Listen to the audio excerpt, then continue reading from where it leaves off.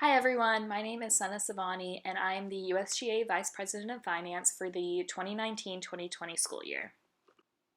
Today I'm going to be walking you through how to submit a reimbursement request. As a reminder, all of our funding works on a reimbursement basis, so you will have to spend the money from your organization and then get reimbursed by student government funds.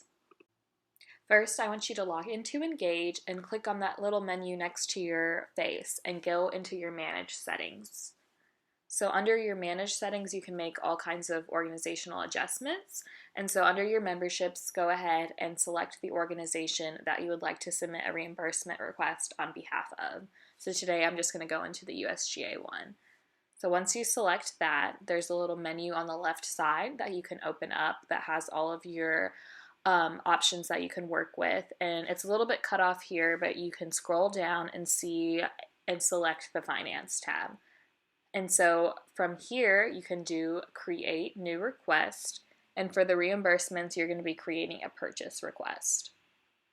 Once you get into this form, you can go ahead and fill out the details. And so for the subject, I want you to put your event name with the dash and then put your organization name. As for your description, you can just put any kind of event description, like what the event was about, what it was for, all that good stuff. And then for the requested amount, go ahead and put the total amount that your event cost. And so there is this populate from budget option on the top right corner, but I want you to ignore that completely. As for categories, you're always going to select other, and then for the account, you're going to select the account that you want to draw money from. So all of your budgets have been imported into the system. So for your fall 2019 budget reimbursement request, you're going to be selecting from the fall 2019 budget. You can scroll down and fill out the payee information. And so this information is just like some contact info for whoever is filling out the reimbursement request. You're welcome to put your personal address, but you can also put your mailbox number in the student center, or you can put whatever mailing address your organization uses for the school year. And then as for additional information, these are just details about your event. So we are asking for the date of your event, how many students did you plan on attending versus how many students actually attended. So at the bottom of this page, you see this extra link that you have to follow. So this is the reimbursement form that we've used in the past, and you're required to submit both the purchase request and the reimbursement form. Make sure you go back and submit your purchase request after following this link. Otherwise, your application will not be processed. And so you have to be careful to do this because the link opens in a new tab. So once you've submitted the purchase request, you can go ahead and complete the rest of the reimbursement application.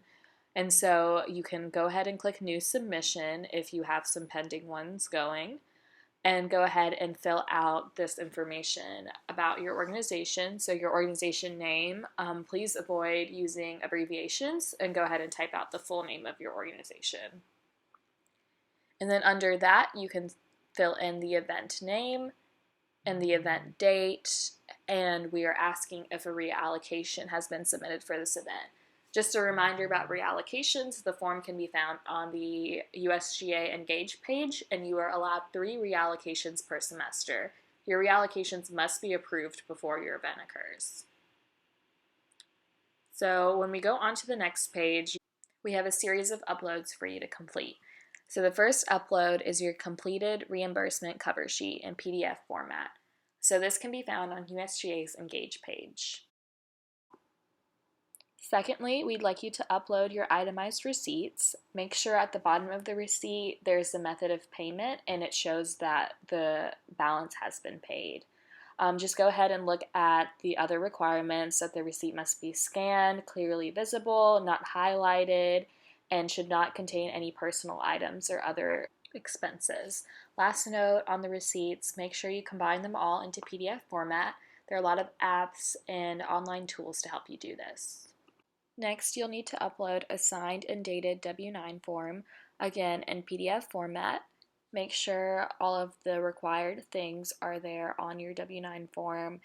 Most importantly, make sure it's signed and dated and that you have your EIN number and not your social security number on the form. Next, we are asking you to upload a PDF version of the flyer or your event meeting.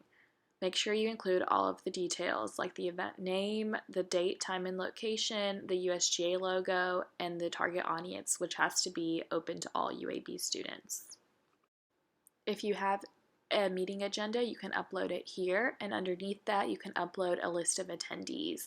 This used to be optional, but now it is required. You can upload a screenshot from your event tracking on Engage, or upload an Excel sheet or a sign-up sheet from your event. Underneath that, you'll be required to copy and paste the link for your event on Engage. This is just to ensure that you have uploaded your event and it has been approved. If your event was off campus and it cannot be approved on Engage, just go ahead and copy and paste the link to your Engage page rather than the event.